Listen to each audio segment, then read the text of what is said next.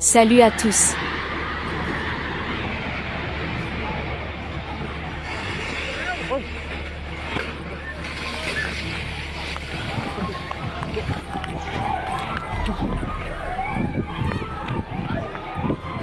Imaginez un monde où, en un instant, tout bascule.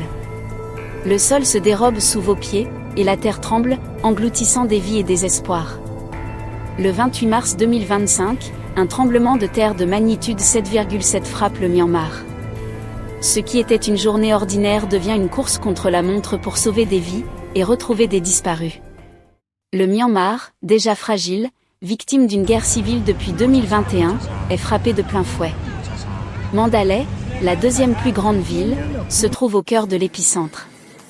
Avec 1,5 million d'habitants, elle devient un champ de ruines après le séisme. En 3 jours, le bilan est effroyable, plus de 2000 morts, 3900 blessés, et 270 disparus. Mais l'onde de choc ne s'arrête pas là. Bangkok, la capitale de la Thaïlande, est également touchée. 19 vies sont perdues sous les décombres d'une tour en construction. Le drame humain est incommensurable, mais ce qui frappe encore plus, c'est l'incertitude.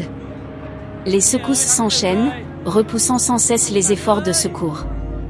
À Mandalay, les hôpitaux ne peuvent plus accueillir tous les blessés. Les patients sont soignés à même le sol, sous des bâches, dans une chaleur accablante de 39 degrés Celsius, tremblant de peur des répliques. Mais la réalité est plus complexe encore.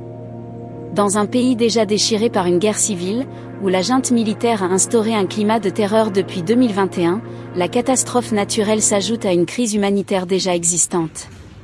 La communauté internationale appelle à l'aide, mais l'état de préparation du Myanmar semble insuffisant face à un tel cataclysme. Les jours passent, les secousses se multiplient. À Mandalay, tout le monde vit dans l'incertitude.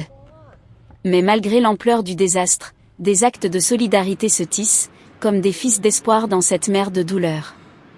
L'hôpital de Mandalay, bien que débordé, devient le cœur battant de la ville, un lieu de lutte contre le temps et la peur. Alors, que faire face à l'imprévisible? Peut-on vraiment se préparer à un drame de cette envergure? Le Myanmar, comme beaucoup d'autres régions du monde, doit maintenant se reconstruire, non seulement matériellement, mais aussi moralement. Le véritable défi n'est pas seulement de reconstruire, mais de se relever après le chaos. C'est une leçon de résilience, où chaque action, chaque petit geste compte. Et vous, que feriez-vous face à une telle catastrophe?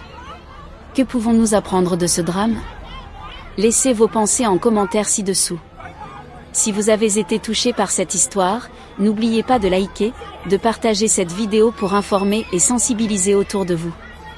Et surtout, abonnez-vous à notre chaîne pour ne rien manquer de ces récits percutants.